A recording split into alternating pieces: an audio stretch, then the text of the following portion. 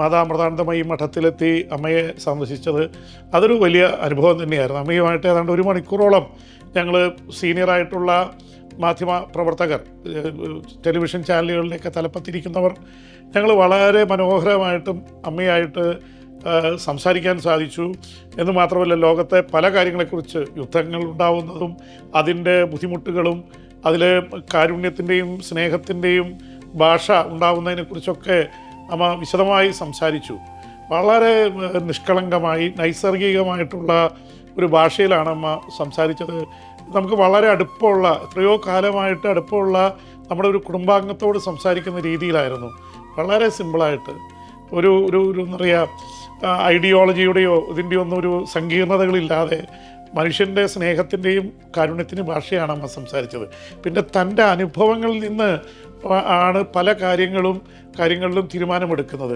നേരിട്ട് പോയി grass root ലെവലിൽ പാവപ്പെട്ടവരെ, അത് മത്സ്യത്തൊഴിലാളികളായാലും സാധാരണക്കാരായ മനുഷ്യരായാലും അതുപോലെ തന്നെ ലോകത്തിൻ്റെ വിവിധ ഭാഗങ്ങളിൽ നിന്നുള്ള ആയിരക്കണക്കിന് ആൾക്കാർ ഇവിടെയുണ്ട്.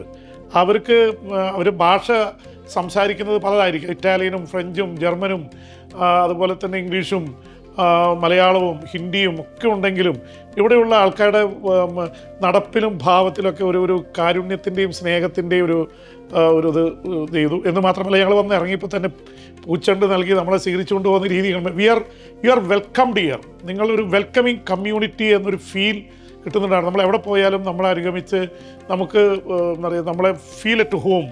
അതൊരു വലിയൊരു അനുഭവമായിട്ട് എനിക്ക് തോന്നി. പല സ്ഥാപനങ്ങളിൽ ചെല്ലുമ്പോൾ വളരെ ഫോർമലായിരിക്കും, പക്ഷേ ഇവിടെ നമ്മുടെ വീട്ടിലേക്ക് കയറി വരുന്ന ഒരു അനുഭവമാണ് ഇവിടെ ഉണ്ടായത്. അത് വലിയതായിട്ട് തോന്നി. പിന്നെ ഞാൻ നേരത്തെ പറഞ്ഞില്ലേ, അമ്മയുടെ ഒരു ആലിംഗനം, എനിക്ക് അച്ഛനും അമ്മയും മരിച്ചുപോയി. അപ്പോൾ ഒരു അമ്മയുടെ, എപ്പോഴും ഞാൻ എല്ലാ ദിവസവും എൻ്റെ അമ്മയെ ഓർത്താണ് ഉറങ്ങാറുള്ളത്. അപ്പോൾ ഒരു അമ്മയുടെ ഒരു ആലിംഗനം, എൻ്റെ അമ്മ ആലിംഗനം ചെയ്യുന്നത് പോലെയുള്ളൊരു അനുഭവം ഉണ്ടായി. അമ്മയോടൊപ്പം നിന്ന് ചിത്രമെടുത്തു. അമ്മയുടെ രസകരമായിട്ടുള്ള തമാശകളും പൊട്ടിച്ചിരിയൊക്കെ കണ്ടു. വലിയ രീതിയിൽ അത് ഇത്രയും വലിയ ഐക്യരാഷ്ട്രസഭയുടെ ഇതിൽ പോയി മലയാളത്തിൽ ആദ്യമായി സംസാരിച്ചത് 25 വർഷം മുമ്പാണ്. അതിൻ്റെ ഓർമ്മ കൂടി ഉണർത്തുന്ന രീതിയിൽ ലോകത്തിലെ മുഴുവൻ മനുഷ്യർക്കെയും മനസ്സിനുള്ളിൽ, ഹൃദയത്തിനുള്ളിൽ സൂക്ഷിക്കുന്നൊരു മഹാവ്യക്തിത്വത്തെ നേരിട്ട് കാണാൻ സാധിച്ചത്. അവരോട് നേരത്തെ ഞാൻ കണ്ടിട്ടുണ്ട്. കൈമനത്ത് 1999 തിരുവനന്തപുരം പ്രസ് ക്ലബിൻ്റെ സെക്രട്ടറി ആയിരിക്കുമ്പോൾ മാതാമൃതാനന്ദമയി മഠവും തിരുവനന്തപുരം പ്രസ് ക്ലബും ചേർന്ന് പത്രപ്രവർത്തകർക്ക് വേണ്ടി ഹൃദയത്തിന് ആഘാതം സംഭവിക്കുന്ന ആൾക്കാർക്ക്, അല്ലെങ്കിൽ അതിൻ്റെ ചികിത്സ ഒരു പദ്ധതി ഒരുമിച്ച് നടപ്പിലാക്കിയിരുന്നു. അന്ന് കൈമനത്തെ ആശ്രമത്തിൽ അന്നായിരുന്നു ആദ്യമായിട്ട് അമ്മ ആലിംഗനം ചെയ്ത് അനുഗ്രഹിച്ചത്. ആ അനുഭവം എൻ്റെ മനസ്സിൽ ഇപ്പോഴും ഉണ്ട്. അതൊരു 25 വർഷങ്ങൾക്ക് മുമ്പാണ്. അതിനുശേഷം ആണ് അമ്മയെ പിന്നീട് ഇപ്പോൾ കണ്ട് പല വേദികളിലും ഇത് ചെയ്തിട്ടുണ്ടെങ്കിൽ ഇത്രയും അടുത്ത് 1 to 1 എന്ന രീതിയിൽ സംസാരിക്കാൻ കഴിഞ്ഞത്.